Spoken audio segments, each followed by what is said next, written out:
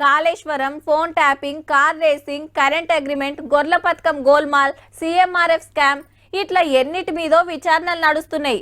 పాత సర్కార్ల పనిచేసిన కొందరు ఆఫీసర్లు అరెస్ట్ అయినరు కానీ లీడర్ల దానికైతే ఏ కేసు పోలే. మరి రేపు ఎట్లుంటుందో కానీ ఆంధ్రాలో 4th గేర్లు ఉరుకుతున్నాయి.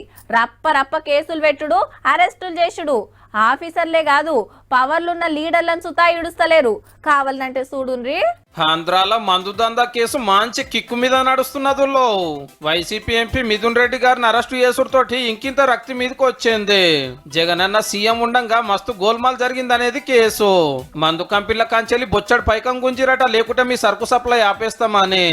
ఇట్లా చాలదని పాత బ్రాండ్లకే కొత్త పేర్లు పెట్టి రేట్లు డబ్బులు చేసిరట.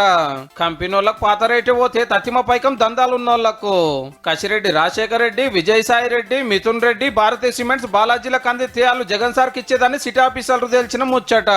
అట్లా నెలకు 50-60 కోట్లు వస్తుండేనట. ఈ లెక్కమటి 5 ఏళ్ల పేరు మీద 3000 కోట్లు కమాయించిరని ప్రచారం అవుతుంది.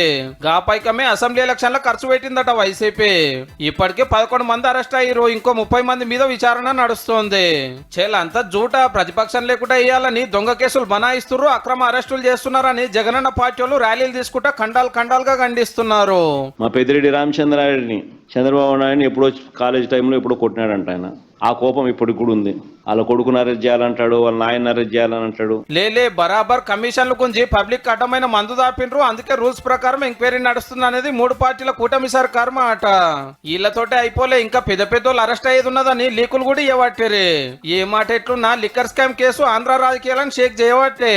ప్రభుత్వం తీసుకున్న పాలసీలో లోపం ఏంటంటే క్యాష్ పెట్టడం ద్వారా అవినీతి జరిగిందని చెప్పడానికి ఆస్కారాలు ఉన్నాయి.